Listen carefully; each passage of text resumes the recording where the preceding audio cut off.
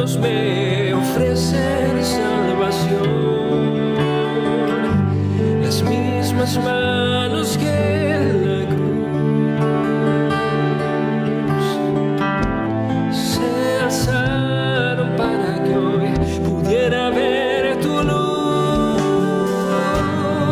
Mi socorro ha sido tú.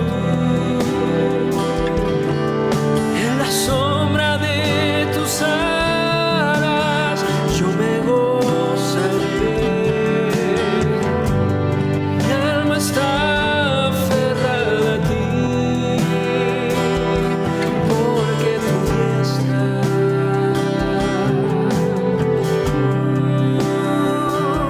me ha sostenido. Mi socorro ha sido tú.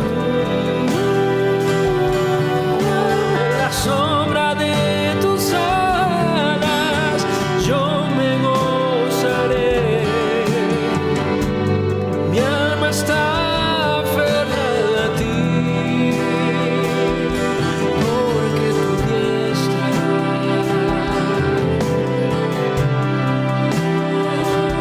me ha sostenido. Tu diestra me ha sostenido.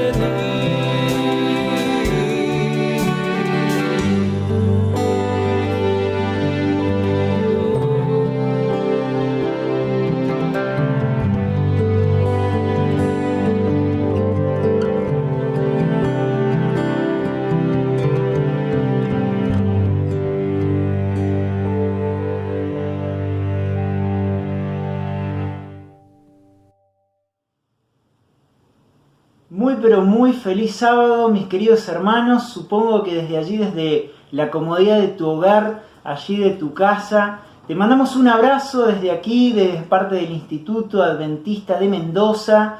Te mandamos un abrazo desde todo el sistema educativo adventista que tenemos aquí. Y este trimestre tenemos un trimestre fabuloso, maravilloso. Si no tenés tu lección de escuela sabática sobre la educación, te recomiendo que puedas buscar al encargado allí de publicaciones de tu iglesia y que puedas de alguna manera adquirir este precioso ejemplar en el cual vamos a estar estudiando todo este trimestre. La primera lección de nuestra semana fue la educación en el jardín del Edén. ¡Qué precioso! Impresionante. Yo me imagino qué preciosa aquella aula, lo que habrá sido, no como las aulas de hoy, paredes, un pizarrón. Yo me imagino en aquella época la naturaleza era allí todo el esplendor de Dios para sus pequeñuelos allí, para Adán y para Eva, ¿no? También quiero compartir con ustedes el versículo clave de esta semana que se encuentra en Job capítulo 36 versículo 22, que nos dice: he aquí que Dios es excelso en su poder, qué enseñador semejante a él. ¡Qué maravilla! Y hay una cita que quiero compartir con vos del día sábado. ¿Sí? Vamos a buscarla porque me gustó muchísimo. Y fíjense lo que dice el libro La Educación en la página 20 de nuestra querida hermana White. Y ella dice: el jardín del Edén era el aula, la naturaleza el libro de texto, el creador mismo era el maestro y los padres de la familia humana los alumnos. ¡Qué belleza! Yo cuando la leía decía: qué increíble, qué lindo, qué linda aula, qué lo que hubiéramos dado por estar en aquella primera aula sin pecado, ¿no? Te invito allí, que estás del otro lado, si podés inclinar tu rostro también allí, y vamos a hablar con nuestro querido Creador. Querido Dios que moras en los cielos, gracias te damos infinitamente por la oportunidad que nos das de pasar este precioso sábado en tu compañía. Pedimos y rogamos tu bendición, tu Espíritu Santo, para que cada una de las partes que hoy se hable pueda agradarte a ti, Señor. Pueda hablar lo que tú deseas que hablemos. Bendícenos siempre en el sagrado nombre de Jesús. Amén, Padre. Y con estas palabras vamos a continuar y le voy a estar dando paso a la seño Sheila Quispe, que nos está trayendo la parte del día domingo para cada uno de nosotros. Hola, feliz sábado. Vamos a compartir juntos un pedacito de la lección. Vamos a iniciar con los versículos de Génesis 2 del 7 al 23, donde podemos encontrar que la creación es un acto de amor por parte de Dios hacia la humanidad. Igualmente hoy, la verdadera educación también es un acto de amor hacia la naturaleza y hacia la humanidad. A raíz de los textos que hemos estado leyendo durante esta semana, aparece una pregunta muy importante. ¿Qué propósito tiene Dios al crear un aula tan variada, tan interesante, tan colorida? El jardín del Edén fue un espacio ideal. Hoy lo llamaríamos un aula ideal para el desarrollo del proceso de enseñanza-aprendizaje. Pero el propósito principal de Dios en este proceso de enseñanza y de aprendizaje era que la humanidad pudiera llegar a ser feliz plenamente. En su sabiduría, Dios conocía que cuando los seres humanos realizamos o cumplimos con nuestras responsabilidades y alcanzamos nuestros propósitos, tenemos una sensación de satisfacción, de felicidad. Aunque nuestro mundo, nuestras aulas en la actualidad son muy diferentes al jardín del Edén, el propósito de la verdadera educación sigue siendo el mismo que en el principio. Y este propósito está vinculado directamente con la idea de que tanto alumnos como docentes puedan desarrollar habilidades, dones y usarlos de manera sabia para cuidar a la naturaleza y a las demás personas a través del servicio por amor. En Génesis capítulo 1 y 2 podemos verlo a Dios como ese maestro que al comienzo de clases prepara su aula para recibir a sus alumnos, adornándola con carteles, para poder reproducir de la mejor manera un ambiente de aprendizaje. Y tan esforzado y detallista fue Dios en esta tarea que a donde quiera que se fijaran, a donde quiera que miraran, Adán y Eva podían aprender importantísimas y profundas lecciones. Y la esencia de cada una de estas lecciones era el carácter de este Dios creador. Un carácter de amor que creó todo bello y perfecto y hermoso para hacer feliz a sus alumnos. Pero no hay amor sin libertad. Por lo tanto, dentro de esa aula había un elemento para poder poner en práctica, para poder ejercer esa libertad. Y era el árbol del conocimiento del bien y del mal. Y todo maestro cuando prepara su clase sabe cuál es el centro, cuál es la esencia, dónde tiene que poner el énfasis en su lección. Y en Génesis capítulo 2, versículos 16 y 17, Dios da una advertencia siendo transparente al enseñar a sus alumnos acerca de las dos opciones que tenían. Y dice el versículo 17, mas el árbol de la ciencia del bien y del mal no comerás, porque el día que de él comieres ciertamente morirás. Esa palabra ciertamente nos está hablando de ese énfasis, cómo está Dios intentando remarcar la seriedad y la importancia de este punto, de esta lección. Es algo serio, es algo literalmente de vida o muerte. Por lo tanto, quedó en la mente de Adán y Eva asociado a un concepto negativo de este árbol.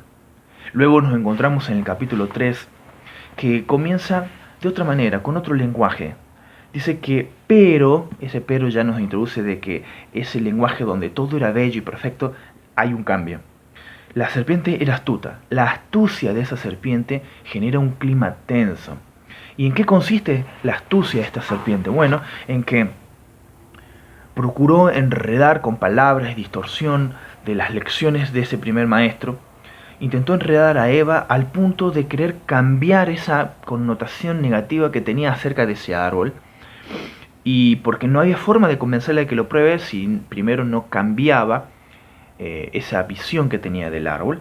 Pero primero, para poder hacer eso, tenía que generar desconfianza respecto a ese primer maestro que le enseñó que ese árbol era malo. Entonces podemos ver en consecuencia que en el versículo 6, Eva comienza a ver el árbol que era bueno para comer, que era agradable a los ojos y árbol codiciable para alcanzar sabiduría. Esto hace Satanás, esa es su estrategia. Cambiar, distorsionar, enredar para que cambiar los conceptos de lo que Dios dice que es bueno. Él dice no, lo que Dios dice que es malo, Él dice no, es bueno. ¿A qué maestro le estamos prestando atención? ¿A quién le prestamos oídos? ¿Qué lecciones estamos aprendiendo? ¿Y de quién? Pasar por alto el mensaje. Génesis 2, 16 y 17 dice lo siguiente. Y mandó Jehová Dios al hombre diciendo, de todo el árbol del huerto podrás comer, pero del árbol del conocimiento del bien y el mal no comerás, porque el día que de él comas, ciertamente morirás. ¿Cuál fue el problema entre Adán, Eva y Dios? ¿Por qué pecaron? ¿Qué fue lo que pasó? Buscamos en nuestra Biblia Génesis 3, versículos 4 al 6. Dice lo siguiente. Entonces la serpiente dijo a la mujer, no moriréis. Pero Dios sabe que el día que comáis de él serán abiertos vuestros ojos y seréis como Dios, conocedores del bien y el mal. Al ver la mujer que el árbol era bueno para comer, agradable a los ojos y deseable para alcanzar la sabiduría, tomó de su fruto y comió, y dio también a su marido, el cual comió al igual que ella. Entonces la serpiente, que es el medio que utilizó Satanás para la tentación, dijo, no comeréis. Es más, la serpiente les menciona, como menciona el versículo acá, dice que seréis como Dios. Avancemos un poquito más el versículo 6. Volvámoslos a leer. Al ver la mujer que el árbol era bueno para comer, agradable a los ojos y deseable para alcanzar la sabiduría, tomó de su fruto y comió, y dio también a su marido, el cual comió al igual que ella. Veamos algunos puntos de estos versículos, analicemos un poquito más. La primera parte dice, al ver la mujer que el árbol era bueno para comer, agradable a los ojos y deseable para alcanzar la sabiduría. Lo que destacamos acá es, y vio la mujer. Después que se había despertado en la mujer la incertidumbre, la duda, la incredulidad, siguió avanzando y el árbol le pareció muy diferente. Ya no tenía no lo podía ver de la misma manera que lo veía antes. Es más, se acercó al árbol, lo codició. Satanás intenta hacer eso también en nuestra vida. Intenta que los veamos las cosas como realmente no son. Es más, hay veces nos muestra cosas engañosas, tentadoras, para que nosotros nos acerquemos, inclusive caigamos en acciones que no son buenas para nosotros. Siembra dudas en nuestro corazón y, por ejemplo, nos dice, la Biblia no quiso decir tal cosa, la Biblia es un libro común, no es tan importante leerla y seguir sus instrucciones. Pero cuando tomamos cualquier decisión, tenemos que consultar la palabra de Dios, consultar a la Biblia. Continuando con el análisis del versículo, hay 3 aspectos interesantes que se mencionan en cuanto a qué encantador era el árbol. Era bueno para comer, agradable a los ojos y deseable para alcanzar la sabiduría. Destaca virtudes. Es más, continúa diciendo que tomó de su fruto y comió. Habiéndolo codiciado, ese deseo se convirtió en una acción. Y eso también pasa en nuestra vida. Aquello que nosotros contemplamos y aquello que nosotros empezamos a tener tanto acceso, a la larga se termina convirtiendo en una acción. Continúa y dio también a su marido. Eva experimentó una sensación agradable y eso mismo fue lo que quiso con alegría compartir con su marido. Quiso compartir esa sensación, ese sentimiento agradable.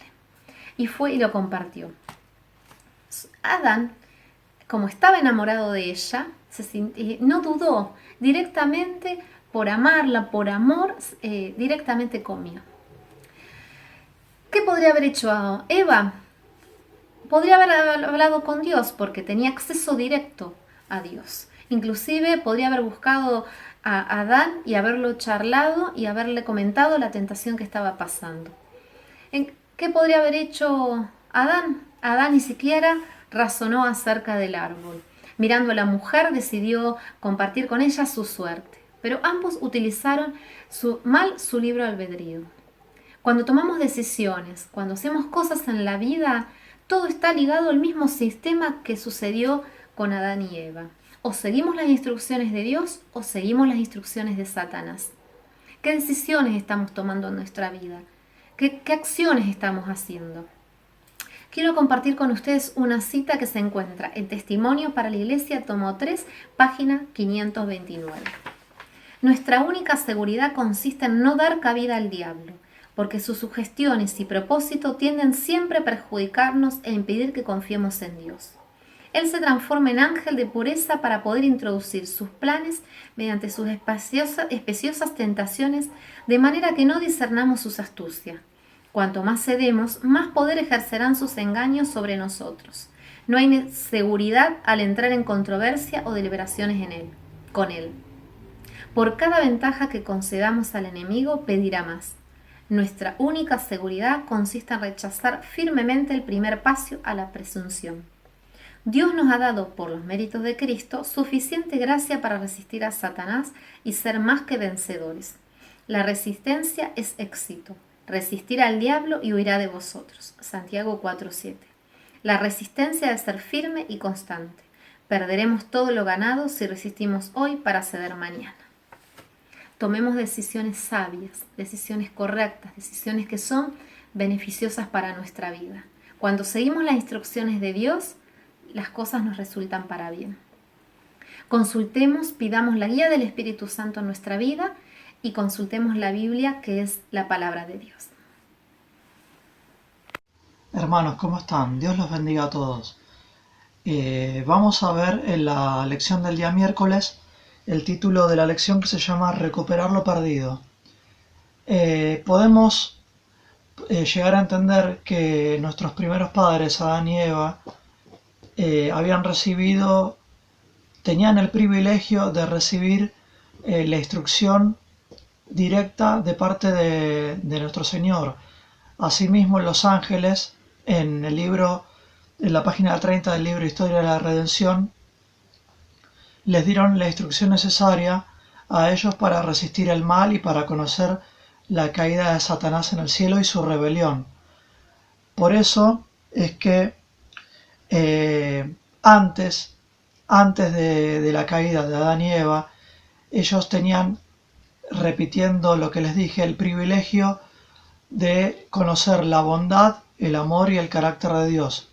Luego de la caída, fuera desterrados del Edén, no terminó la educación, sino que continuó, y hasta hoy en día, mediante la oración, mediante el estudio de la palabra, podemos acercarnos a Jesús y poder tener la restauración que necesitamos para acercarnos finalmente a Dios. La lección continúa con el segundo libro de Pedro, en el capítulo 1, versículo 3, en el que la lección hace hincapié en el conocimiento de nuestro Dios.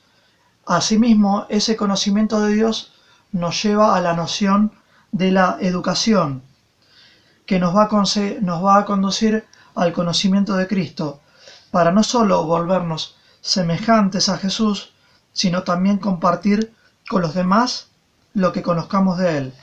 Y les quiero compartir un fragmento del Ministerio de Curación de la página 63. El mundo necesita hoy lo que necesitaba 1900 años atrás, una revelación de Cristo. Solo mediante la gracia de Cristo podrá realizarse la obra de restauración física, mental y espiritual. Por último, la lección nos lleva a la reflexión en el hecho de aquel árbol prohibido, que era el árbol del conocimiento del bien y el mal. La pregunta más resonante de esa reflexión es: ¿cómo reconocer la diferencia entre el conocimiento bueno y el conocimiento malo? Eso es para que lo pensemos en esta lección. Que Dios los bendiga mucho, hermanos. queridos hermanos, muchísimas, que tengan un lindo día, que tengan un lindo sábado, y vamos a seguir el repaso de nuestra lección.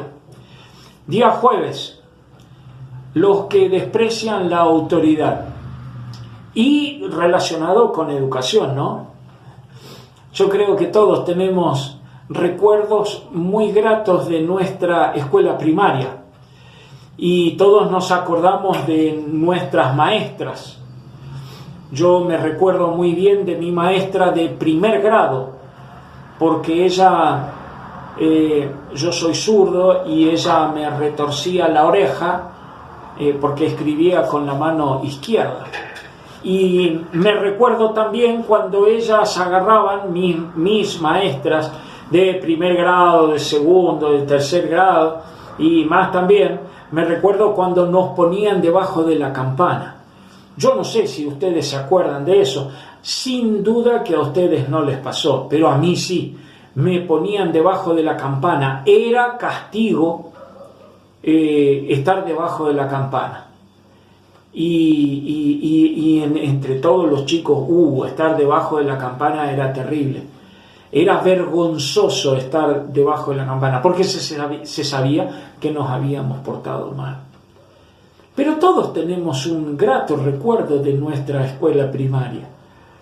Todos tenemos un grato recuerdo de cuando participábamos, íbamos a nuestras clases de educación física. Mis queridos hermanos, ese aula del Génesis tiene que haber sido un aula espectacular.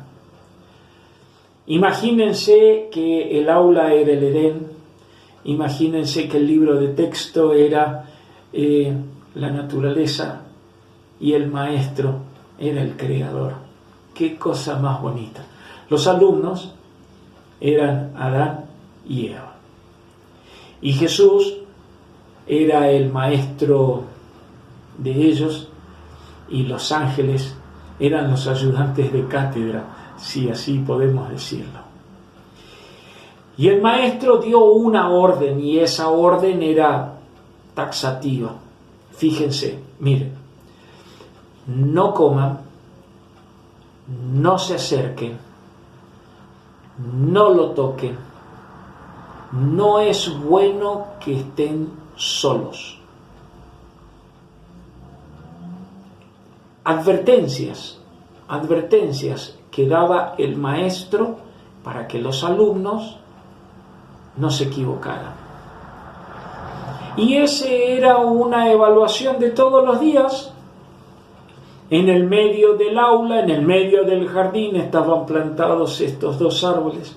Del uno y de todos los árboles del jardín podían comer, podían tocar, podían subir, podían hacer, pero de uno no. La autoridad había dicho: de uno no. Siempre en el pensamiento del ser humano hay cierta reticencia a obedecer a la autoridad. En el día jueves, dejando un poquito de lado a esta descripción del aula, el día jueves, en segunda de Pedro, se nos habla de falsos maestros. Falsos maestros que enseñan otra cosa que el verdadero maestro enseña. Y van en contra de la autoridad del creador, sustentador del universo, que es la verdadera autoridad. Mis queridos hermanos, miren, la educación en el pueblo de Israel era una cosa muy seria. Era responsabilidad del hogar en primer lugar, y después era responsabilidad de los dirigentes eclesiásticos. La autoridad estaba bien marcada.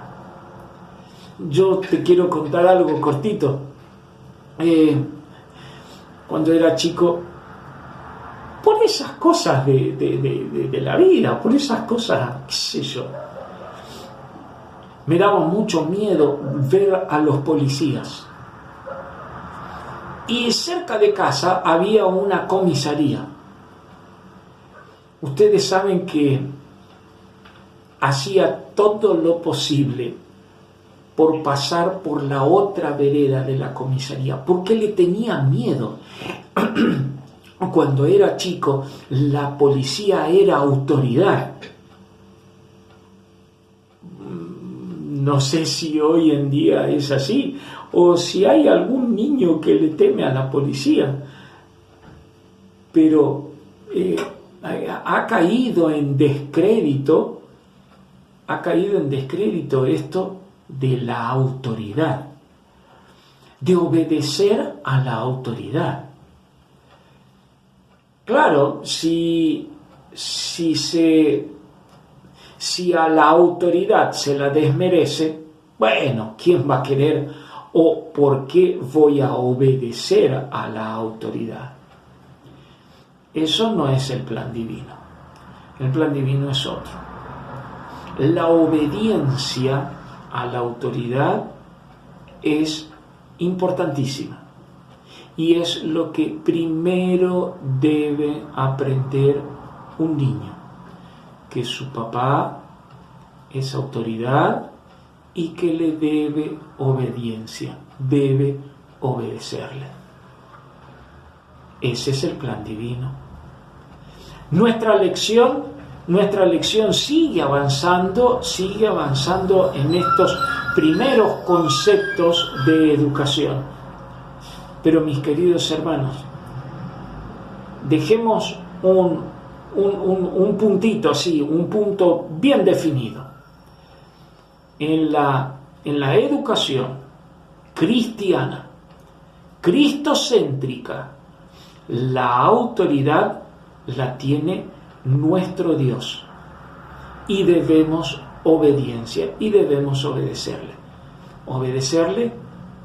con cariño, obedecerle con aprecio, obedecerle porque Él es nuestro Padre, porque Él es nuestro Creador, nuestro Salvador y nuestro sustentador. ¿A quién sino? Obedecer a nuestro Padre Celestial. Queridos hermanos, que tengan un lindísimo sábado. Chau, chau. Muchísimas gracias a cada uno de mis colegas allí que hizo su presentación de cada uno de los días y hemos llegado al final de nuestra escuela sabática, pero antes de despedirnos quería leer una partecita de una cita preciosa que tenemos allí en la lección y que dice lo siguiente: el nombre de Dios estaba escrito en cada hoja del bosque o piedra de la montaña, en cada brillante estrella, en la tierra, en el aire y en el cielo. El orden y la armonía de la creación les hablaba de una sabiduría y un poder infinitos. Continuamente descubrían algo nuevo que llenaba su corazón del más profundo amor y les arrancaba nuevas expresiones de gratitud. Qué maravilla poder haber vivido eso, pero muy pronto, si sos fiel, si yo soy fiel, si cada cristiano que venera a nuestro Dios permanece fiel, mi querido hermano, también podremos disfrutar algún día de nuestra gran tierra regenerada. Dios no va a permitir que esto continúe como lo tenemos hoy. El pecado tendrá un fin y volveremos a nuestro querido Edén. Que el Señor te bendiga, que el Señor te acompañe y puedas hacer de tu hogar un pedacito de cielo, un pedacito de ese cielo lleno de paz, de amor, de ternura, de una educación saludable, sana. Que el Señor te dé esa sabiduría, esa fortaleza para poder estudiar, analizar y prepararte. Que el Señor te acompañe, te bendiga y quiero en este momento orar por cada uno de ustedes allí presentes en sus hogares. Si me acompañás y me permitís, quiero tener esta plegaria con cada uno de ustedes. Querido Dios, amante y poderoso que moras en los cielos, te estamos agradecidos infinitamente porque tú nos cuidas, nos guardas. Vivimos en un mundo, Señor, que está tan lejos de lo que tú creaste, de lo que tú diseñaste. Pero Padre bendito, confiamos en esa bendita esperanza de que un día vas a volver, vas a retornar, nos vas a llevar 1000 años al cielo y cuando regreses vas a regenerar nuestro planeta que hoy por hoy está destruido. Padre querido, bendice a mis hermanos allí del otro lado de la pantalla. Acompaña a sus hijos, sus sobrinos, nietos, quienes quieran que estén allí en su hogar. Bendícelos, ayúdalos a adquirir, Señor, los conocimientos educativos para la eternidad. Bendícenos siempre, bendice a tu pueblo y ven pronto, Señor, a buscarnos. En el sagrado nombre de tu Hijo amado Jesús. Amén, Padre. Un abrazo grande y muy, pero muy feliz sábado.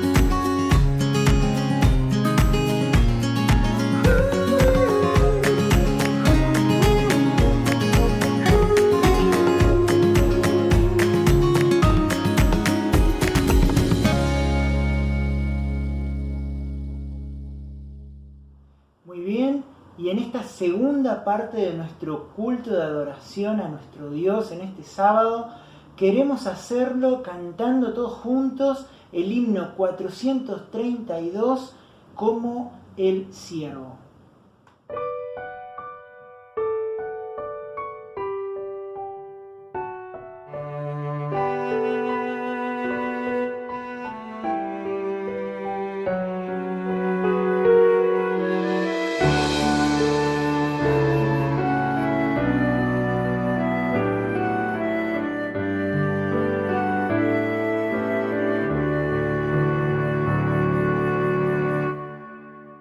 Como el siervo clama por las aguas, mi alma anhela a Dios.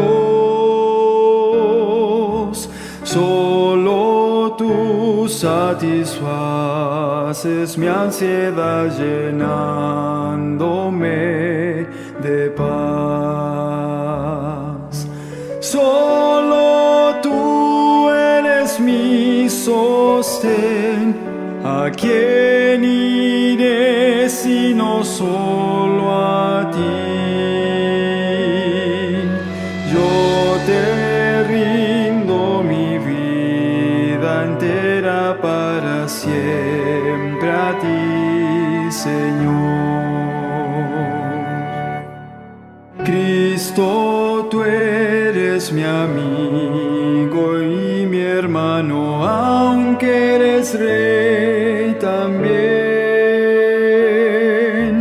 Yo te amo por sobre todo y Señor. Solo tú eres mi sostén, ¿a quién iré sino solo a ti? Yo te rindo mi vida entera para siempre a ti, Señor.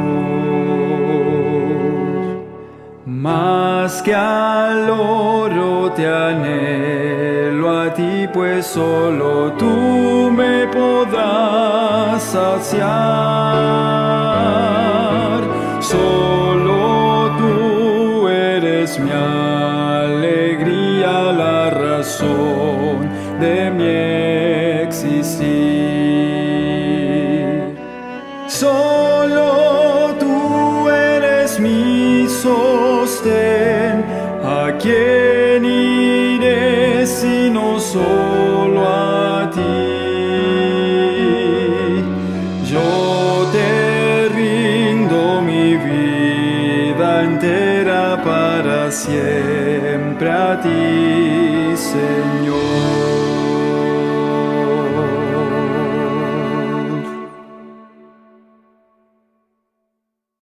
A continuación tenemos una alabanza musical interpretada por el coro adventista de Mendoza a cargo del profesor Omar Quintana bajo el título Sea exaltado.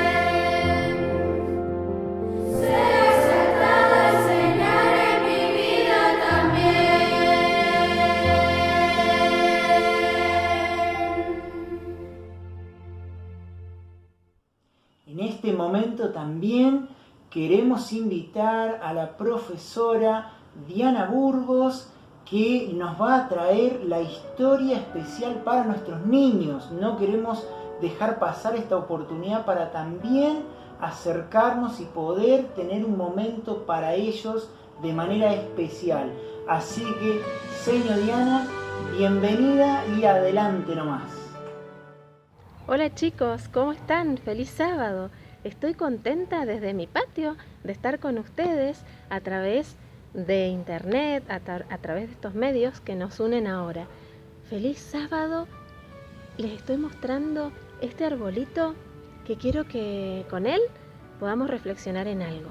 Ha llegado la primavera, este es un sábado primaveral, yo estoy re contenta porque este árbol hace un mes estaba pelado, no tenía hojas y ahora se llenó primero de unas flores preciosas rosadas, ahora se llenó de hojas y las flores se transformaron en algo especial. ¿Quieren ver en qué se transformaron?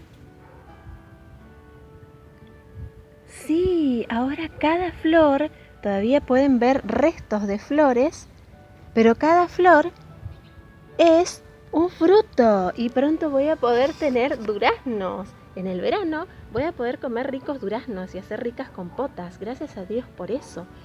La primavera es preciosa. Podemos ver colores verdes, las flores de 1000 colores. Puedo ver mariposas. Ustedes van a escuchar tal vez pajaritos acá en mi patio o en el patio de ustedes o en el balcón o en el parque. Si van a pasear con mucho cuidado en familia, podemos ver tantas cosas hermosas en primavera, como todo está más alegre y más feliz. También podemos ver las otras cosas que no son tan lindas, como ustedes habrán escuchado de los incendios en Córdoba, en Entre Ríos, en Santa Fe y más lejos también en Estados Unidos. También podemos ver que Dios ha hecho milagros a través de esas cosas feas que pasan por el pecado. Dios puede transformar y hacer cosas bonitas. Y también nosotros podemos pedirle que haga cosas bonitas, como dice su palabra. En Zacarías 10:1, ustedes pueden buscar y acompañarme. Dice Zacarías 10:1: pídanle a Dios lluvia en la primavera, y Jehová hará relámpagos y les dará lluvia abundante y hierba verde en el campo a cada uno. ¿Les gustaría que Dios pueda enviar lluvia para apagar esos incendios y también para poder darnos más verde, más frutas, más pastito? Tal vez si estás haciendo una quinta o tenés una plantita en el balcón, Dios va a enviar lluvia para que pueda crecer mucho mejor. Le pedimos a Dios que pueda estar con nosotros, con cada uno de nuestros seres queridos que están pasando dificultades y que pueda enviar sobre nosotros esa lluvia fresca también del Espíritu Santo para acompañarnos en todo. Oramos juntos. Querido Dios, muchas gracias porque en tu palabra nos das sabiduría, nos das tranquilidad, nos das la paz y la seguridad de tus promesas y de que nos cuidas y nos amas. Acompáñanos en este sábado y cada día para que podamos estar sin miedo, tomados de tu mano y acompañados por tu palabra y por tus promesas. En el nombre de Jesús, amén. Feliz sábado, chicos, que estén muy bien y feliz primavera.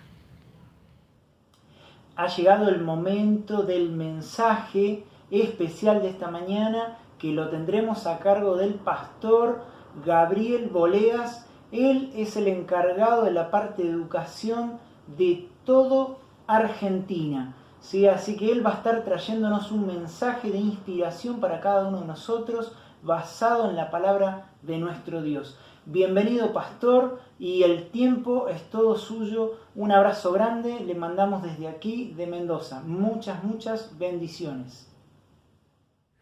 Muy, pero muy feliz sábado, querida Iglesia Adventista.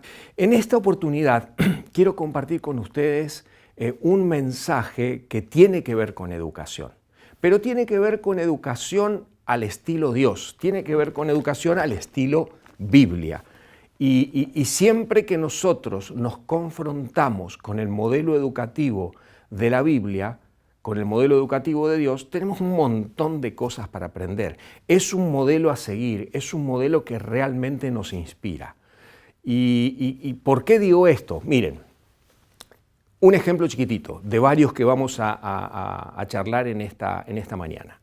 Si nosotros analizamos los primeros capítulos del libro de Mateo, vamos a encontrar, por ejemplo, miren qué interesante, el modelo educativo de Dios. El capítulo 5, 6 y 7 encontramos a Jesús diciendo cuál era la tarea, enseñándole a su equipo, enseñándole a las personas que lo estaban escuchando, que no eran exclusivamente los discípulos, enseñándole a todo aquel que lo estaba escuchando de qué se trataba el reino, explicándoles en qué consistía el reino que él había venido a traer. En los capítulos 8 y 9 es interesante la secuencia, y fíjense en otro momento, no es de esto el mensaje de esta mañana, pero fíjense y léanlo en otro momento, cuando ven que en el capítulo 8 y 9, después del 5, 6 y 7, Jesús pasa a la siguiente etapa, que es, les dije qué es lo que van a hacer. Ahora vengan muchachos, vengan gente, venga iglesia, ahora vamos a hacer juntos. Y Jesús en los capítulos 8 y 9 lo encontramos haciendo milagros, resolviendo los problemas de la gente, sanando, haciendo prodigios, milagros y prodigios, como dice la versión de Reina Valera 60. Y en el capítulo 10 es interesante que la secuencia sigue con el tercer paso de la metodología, y en el capítulo 10 que dice, ahora les toca a ustedes, vayan, y los envía de dos en dos a que hagan la tarea que habían entendido que debían hacer y luego les había explicado Jesús cómo se hacía. Esa secuencia es una secuencia no inventada por seres humanos, es una secuencia metodológica de enseñanza que está apoyada y basada en el plan de Dios educativo de la Biblia. Interesantísimo. Con eso en mente, yo quiero en esta mañana compartir con ustedes 3 relatos que en sí mismos son mensajes poderosísimos con un montón de condimentos cada uno. Yo voy a tocar algunos tópicos de estos 3 relatos y por eso les pido que en esta mañana me acompañen. Vamos a usar bastante la Biblia, así que si todavía no la tenés, te doy un ratito para que vayas al estante, a la biblioteca, a tu mesa de luz, donde sea, busques tu Biblia. Y si estás acostumbrado, como muchos, a usarla en el celular, tené tu celular abierto, cerrá WhatsApp, cerrá Facebook, cerrá Instagram, cerrá Twitter, cerrá las redes sociales y solo la Biblia en el celular en este momento para que no haya distracción, porque oramos para que el Espíritu Santo nos conceda la posibilidad de entender el mensaje que Dios tiene preparado en esta mañana para nosotros. ¿De acuerdo? ¿Ya tenés tu Biblia? Vamos. Vamos a ir a el libro de Éxodo. El libro de Éxodo. Y vamos a analizar pequeñas porciones del capítulo 3 y el capítulo 4. Fíjense que el libro de Éxodo está centrado en el plan de Dios para rescatar, para liberar a su pueblo de la esclavitud de la cual era víctima en Egipto. ¿Sí? Y cuando nosotros vemos el libro de Éxodo, y quizás tendrías la posibilidad de resumir el libro de Éxodo en una palabra, es el libro de la liberación, o es el plan de Dios para liberar a su pueblo. Pero fíjense que yo quiero, en las 3 historias que vamos a compartir en esta mañana, quiero resaltar 3 puntos, o mejor dicho, un punto en las 3 historias. Fíjense que Moisés era el elegido. ¿El elegido qué? ¿Para qué? El elegido para liberar al pueblo de Israel de la esclavitud. Ahora, muchos predicadores, muchos comentaristas, muchos autores de libros dividen la vida de Moisés en períodos, ¿no? Hasta los 12 años, de los 12 a los 40, de los 40 a los 80 y de los 80 en adelante. Son los grandes períodos de la vida de Moisés. Ahora es interesante que cuando Moisés cumple los 40 años, según la vista humana, según los ojos humanos, Moisés estaba listo, y de paso él lo creía, y si me permiten ustedes se lo voy a decir en esta mañana, él se la creía, de que estaba listo. Ya está, yo ya estoy. Ya tuve 12 años de homeschool con mamá enseñándome lo necesario acerca de papá Dios, de mi relación con Dios y lo importante que era, de que yo iba a ser el libertador del pueblo de Israel, el escogido por Dios. Pasé un periodo en el palacio aprendiendo estrategias de gobierno, de gestión, de guerra, aprendí de armas, aprendí de todas esas cosas. Ya estoy listo. Y en el medio de esa soberbia, si me permiten dirigirme a Moisés de esta manera, en el medio de esta soberbia, ¿qué pasa? Moisés, creyéndose que ya estaba listo, comete el primer gran error registrado en su palabra acerca de su vida. Y no lo vamos a mencionar esta mañana porque ustedes lo conocen, pero es ahí donde aparece Dios, ¿no es cierto?, y le dice a Moisés, Moisés, vení un poquito, tengo un plancito para vos. Sí, señor, ya estamos listos para liberar. Vení, escúchame un poquitito. Mirá, te vas a ir una temporada a una universidad muy especial. Bueno, señor, yo creí que ya sabía todo. Te vas a ir a una universidad donde vas a aprender un montón de cosas. Vení. Bueno, señor, me voy. Y se va 40 años al desierto. Primero, en la mente de Moisés no cabía la posibilidad de una universidad tan particular como la Universidad del Desierto. Y punto número 2, muchísimo menos pasar 40 años. ¿Saben por qué? Porque muchas veces aprender se trata de desaprender. ¿Cómo? Sí. Muchas veces aprender se trata de desaprender. Muchas veces para que aprendamos algunas lecciones, tenemos que vaciar nuestra mente, nuestro corazón, nuestro disco rígido, por decirlo de esta manera, de un montón de cosas que entorpecerían lo que nosotros tenemos que hacer. Y justamente Moisés, que se creía listo, apto para comenzar la tarea, Dios le dice, vení papito, vení que tengo 40 años de desierto, arena, calor extremo, frío extremo, y vas a estar cuidando ovejas, el animal más manso que existe sobre la tierra.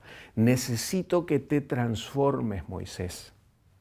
Necesito que cambies tu manera de ver esta guerra, esta batalla, este proceso de liberación en el cual te sigo queriendo como protagonista. Y entonces ahí entramos en los capítulos 3 y 4, donde 40 años después, donde Moisés se graduaba, ¿no es cierto?, viene Dios y le dice, estamos listos. Y Dios se encuentra con un Moisés totalmente diferente. Les voy a leer solo 3 versículos, porque es, si me permiten, es casi cómico ver el diálogo de Moisés con Dios. Dios le está diciendo, es el momento, le dice, yo voy a estar contigo, he descendido para librarlos de la mano de los egipcios, dice el versículo 8, el 12 dice, ve porque yo estaré contigo, y Dios tratando de decirle, es el momento, es ahora, estás listo, Moisés. Capítulo 4, versículos 10 dice, entonces dijo, miren la respuesta de Moisés al plan de Dios formativo de la Universidad del Desierto. Entonces dijo Moisés a Jehová, ay Señor, nunca he sido hombre de fácil palabra, ni antes ni desde que tú hablas a tu siervo, porque soy tardo en el habla y torpe de lengua. Otro Moisés.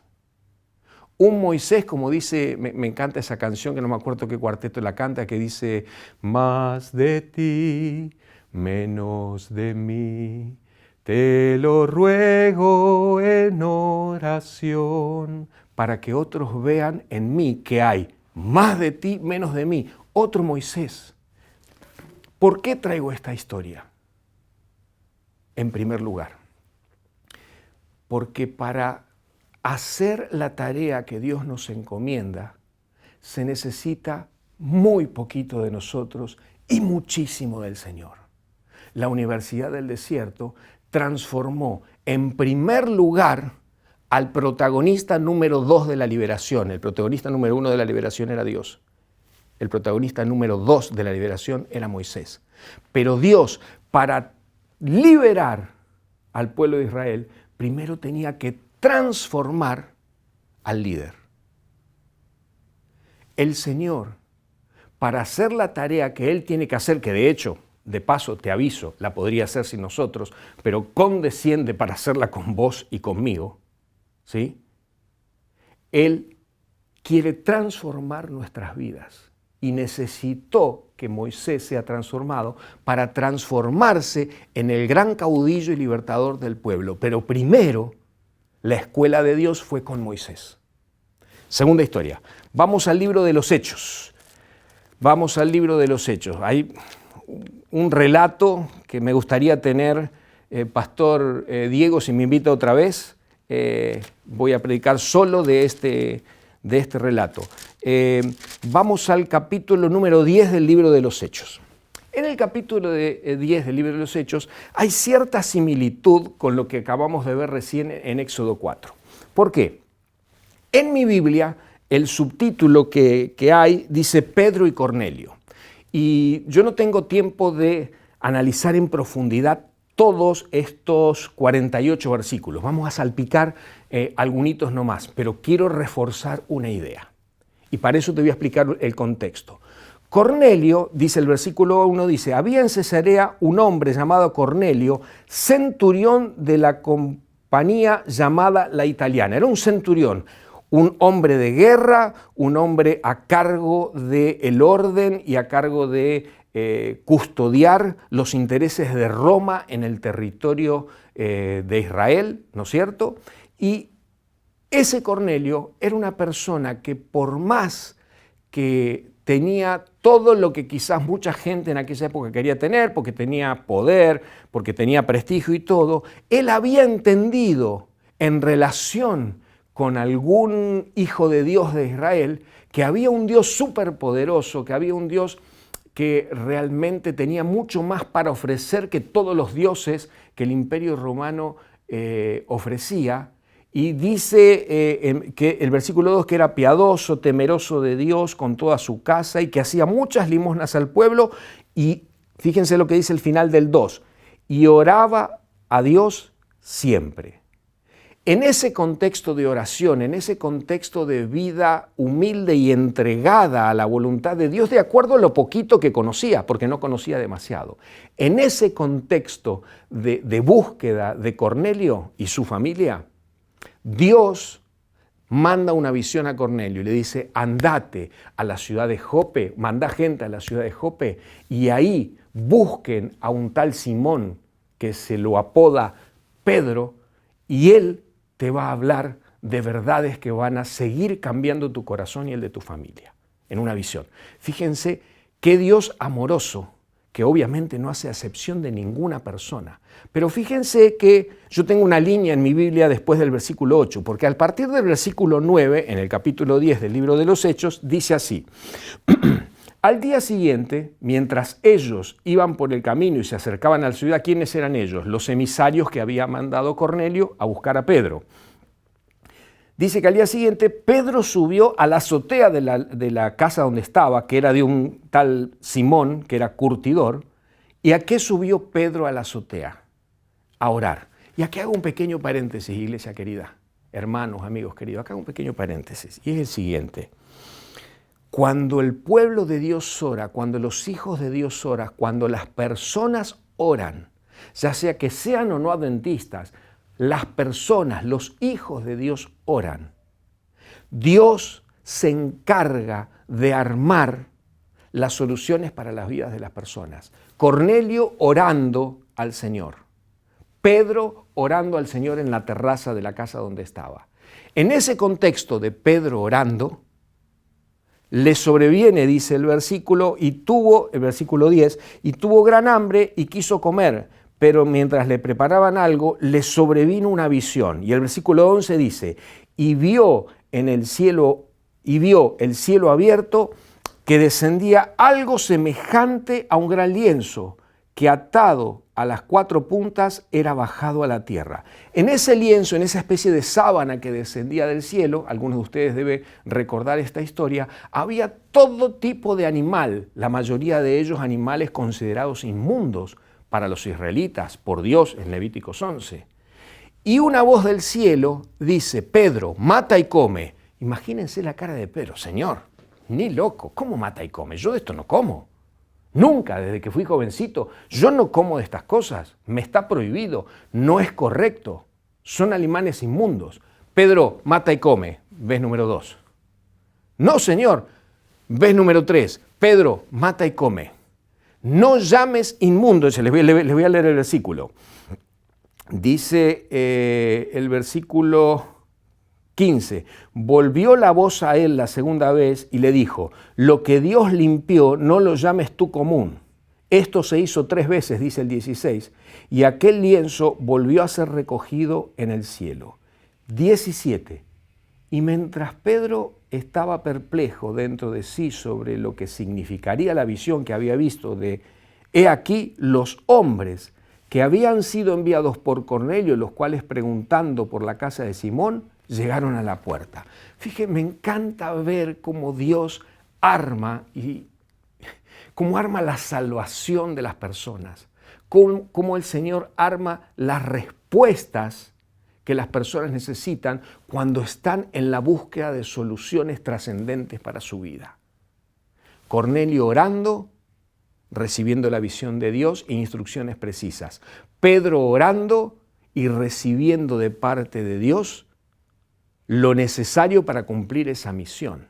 Ahora fíjense, nuevamente como en la historia de Éxodo, ¿cuál era el foco de Dios en el capítulo 10?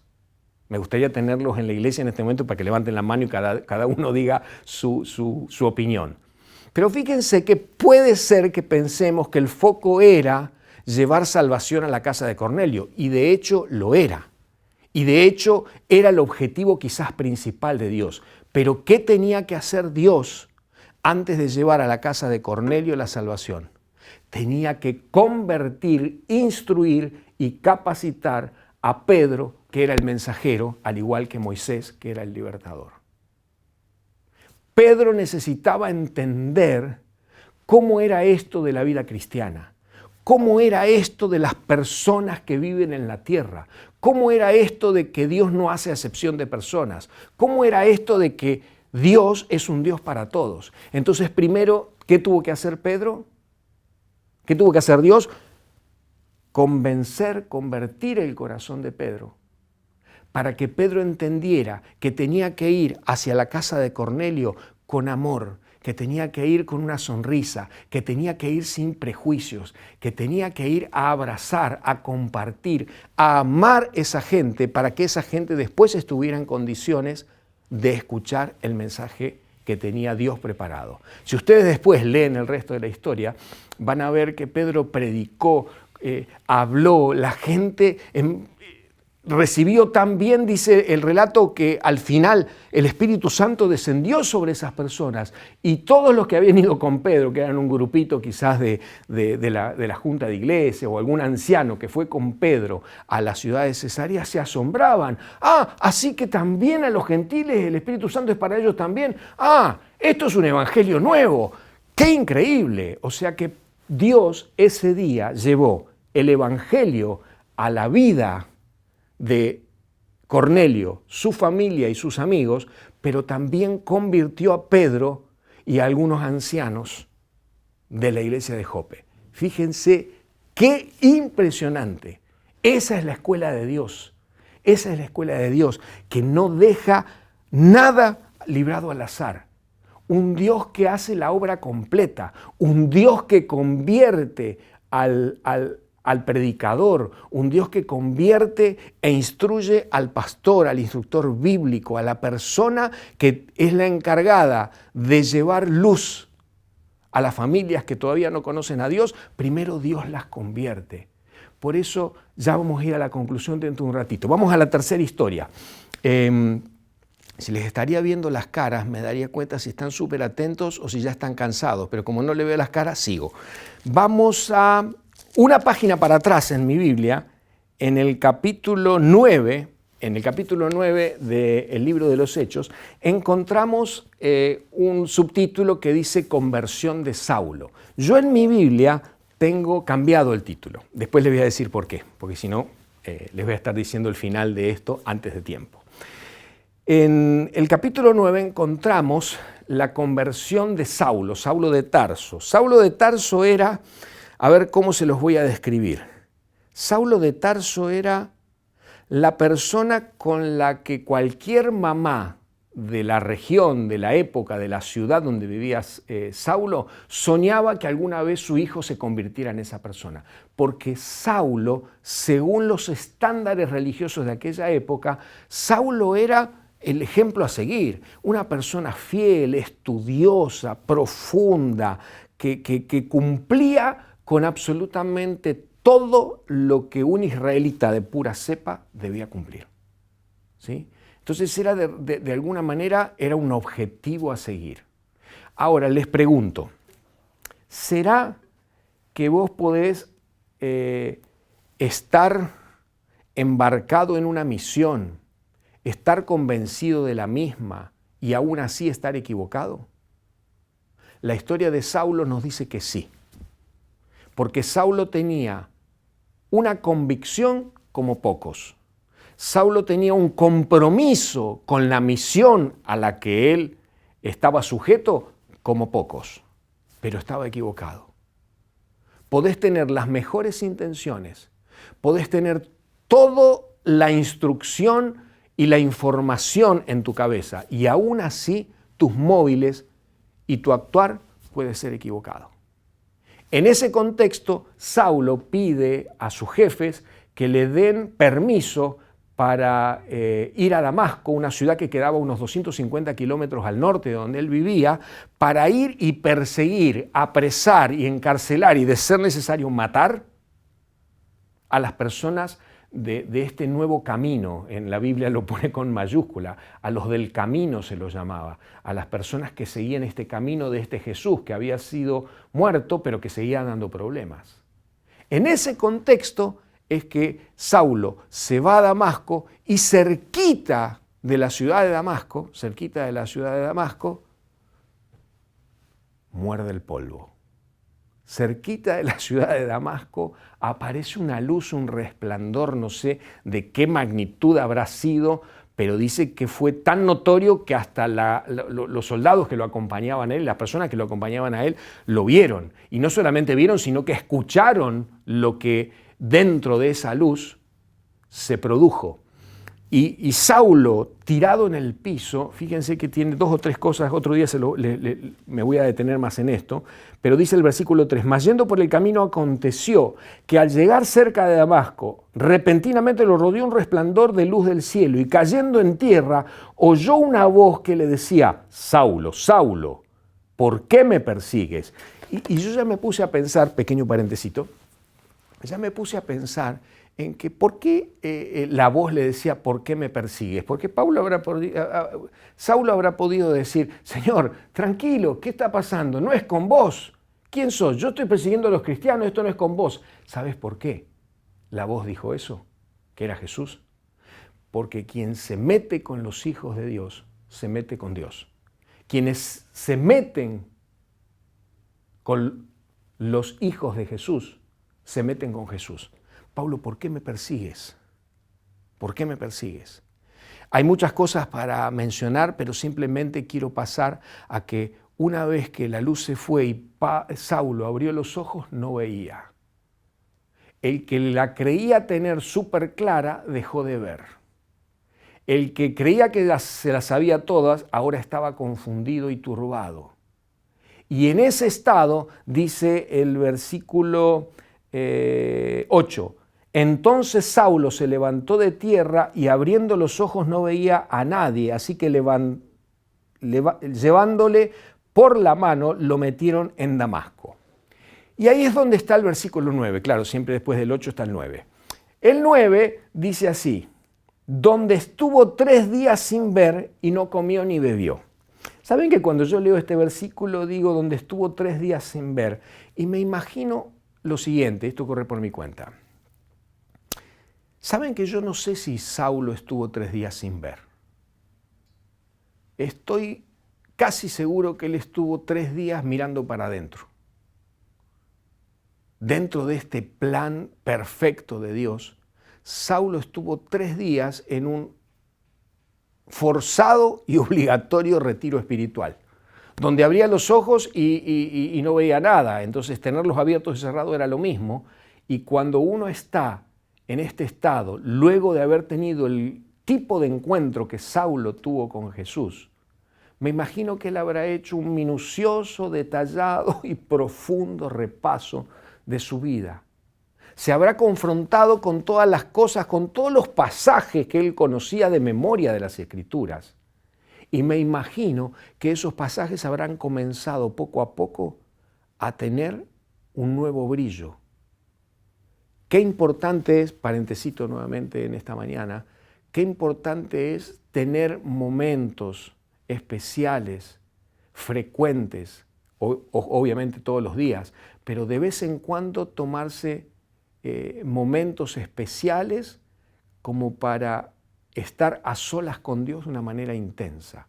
Esto que le decimos muchas veces retiro espiritual, pero no es necesario esperar que una iglesia, un grupo, un departamento de la iglesia organice esto. Vos podés organizarte, yo puedo organizarme mis propios retiros espirituales, donde de una manera intensa y cercana con Dios, mirar para adentro y decirle, Señor, ¿qué querés que haga? ¿Cómo voy, Señor? ¿Me das una pista? Voy bien, ayúdame. Y a través del estudio de la palabra, el Señor siempre tiene cosas que enseñarnos. Ese fue el retiro espiritual de 3 días sin ver para afuera, pero me imagino que viendo para adentro qué pasó Saulo. Y a partir del versículo 10 empieza el tercer paquete, digamos, de historia que yo divido este relato. Y dice así el versículo 10. Había entonces en Damasco un discípulo, y te lo presenta al discípulo, ¿sí? Y te está diciendo que no era cualquiera, que era un discípulo. Y dice que el nombre de este discípulo era Ananías, a quien el Señor, y escucha bien esto, y léelo conmigo, a quien el Señor dijo en visión, 2 puntos dice mi Biblia, Ananías, y fíjense lo que sigue, y él respondió, heme aquí, Señor. ¡Qué espectacular! Yo voy a decir, pastor, ¿qué es lo espectacular? Te lo leo de vuelta a ver si te das cuenta solo. Dice, había entonces en Damasco un discípulo llamado Ananías, a quien el Señor dijo en visión, Ananías, y él respondió, heme aquí, Señor. Si de repente con mi sobrino Jonatán, yo voy por la calle y él me aparece por detrás y me dice, tío, yo le conozco la voz, y enseguida, sin darme vuelta, voy a saber que es Jonatán por el timbre de la voz y porque me dice tío, y me lo dice de una manera particular. ¿Por qué me doy cuenta de eso? Porque yo conozco a Jonatán y conozco su voz. Qué interesante que cuando en visión el Señor lo llama a Ananías, él inmediatamente dice, final del versículo 10, heme aquí, Señor. Ananías conocía la voz de Dios, no lo dudó, no dijo, ¿será que es un vecino? ¿Será que es mi hijo mayor? ¿Será que es mi suegro? No, dijo, heme aquí, Señor. Solo conocen la voz de Dios aquellos que pasan tiempo escuchando la voz de Dios. Qué desafío, qué privilegio, qué buenísimo que estaría que todos conociéramos siempre la voz de Dios. Cuando decimos, Señor, contéstame tal o cual cosa, quiero saber si debo avanzar o no, compro este auto, estudio tal carrera. La voz de Dios es inconfundible. ¿Para quiénes? Para quienes pasan tiempo con ese Señor al cual llegamos a conocerle la voz. Dice el siguiente versículo, el 11, y ya vamos terminando. Y el Señor le dijo, levántate y ve a la calle que se llama derecha y busca en casa de Judas a uno llamado Saulo de Tarso, porque aquí él ora. Y ha visto en visión a un varón llamado Ananías que entra y le pone las manos encima para que recobre la vista. Y miren, interesante el versículo 13. El título del capítulo es Conversión de Saulo. Yo a partir del 13 le cambio el título y le pongo Conversión de Ananías. Otro que el Señor tenía que convencer antes de hacer la obra. Versículo 13. Entonces Ananías respondió, Señor, un momentito, he oído mucho acerca de este fulano. ¿Sí? Este es bravo, este no viene con buenas intenciones, ya sabemos a lo que viene. ¿Y vos me estás pidiendo que vaya a verlo? Sí, Ananías, te pido que vayas a verlo. Pero yo sé los males que él ha hecho a los santos en Jerusalén, y a qué viene a hacer lo mismo. ¿A este tengo que ir a ver? Sí, Ananías, a este tenés que ir a ver. Pero Señor, ¿vos estás seguro? ¿No podés mandar a otro? No, vas vos, Ananías. Y cuando Dios le confirmó a Ananías la tarea que tenía que hacer, dice en el versículo 15, el Señor le dijo, ve, y yo tengo subrayado con un redondelito esa orden santa de parte de Dios.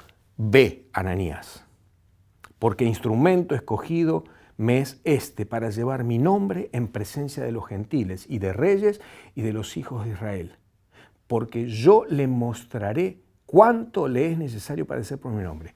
Versículo 17. ¿Qué hizo Ananías? Fue entonces, yo le pido que si está cerca de algún familiar en este momento, en el sillón o en la mesa de la cocina, te agarre fuerte la mano, porque fíjate cuál era la misión de Ananías. Fue entonces Ananías y entró en la casa y poniendo sobre él las manos, dijo, agárrate ahora, hermano Saulo, el Señor Jesús que se te apareció en el camino por donde venías,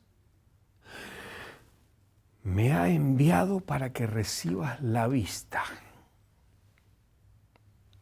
¿Te das cuenta cuál es la misión para los discípulos de Dios? ¿Te das cuenta cuál es la misión para Moisés cuando entendió que era más de ti, Señor, y menos de él, Moisés? ¿Te das cuenta cuál era la misión de Pedro cuando entendió que los judíos, que los adventistas no tenemos la exclusividad absolutamente de nada? La misión es llevarle a los demás que pueden vivir en oscuridad, en tinieblas, en confusión, que están desesperados por todo esto que está pasando. ¿La misión cuál es? Me ha enviado el Señor para que recibas la vista y seas lleno del Espíritu Santo. Iglesia querida, el Señor nos está pidiendo en esta mañana que seamos dóciles, que seamos humildes, que tengamos la actitud más receptiva posible para entender cuáles son los métodos y procesos educativos que Él quiere para nuestra vida, para que de esa manera nosotros podamos cumplir la misión que Él nos da. Que en este sábado, al entender esto que el Señor nos ha mostrado en su palabra, en 3 de los tantos ejemplos que podríamos haber escogido, entendamos que el Señor siempre está interesado en completar en nosotros la obra que comenzó el día que empezamos a andar en sus caminos. Y de esa manera nosotros podamos ser proactivos y eficientes y eficaces en el cumplimiento de esa tarea. Que Dios te bendiga. Feliz sábado.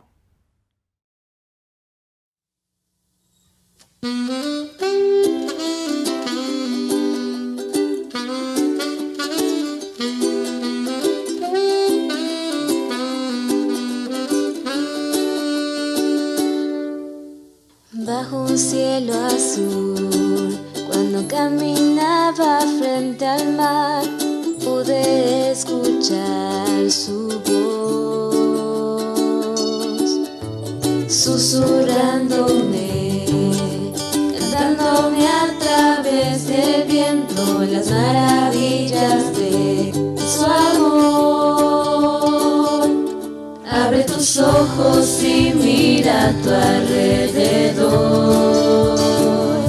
Verás que las cosas no se hicieron sin razón. Cada detalle hoy te muestra que todo lo que hice es para ti. Lo hice para que tú seas feliz. Para pa para pa pa pa, para pa pa pa, para pa para pa pa pa pa pa pa, para pa para pa pa pa, para pa pa pa, para pa para pa pa pa pa pa pa. El atardecer pintaste con delicadeza para llamar mi atención. Solo un Dios de amor podría deleitarse tanto al ver que soy su creación. Abre tus ojos y mira a tu alrededor. Verás que las cosas no se hicieron sin razón. Cada detalle hoy te muestra que todo lo que hice es para ti. Lo hice para que tú seas feliz. Para pa para pa pa pa, para pa pa pa, para pa para pa pa pa pa pa pa, para pa para pa pa pa.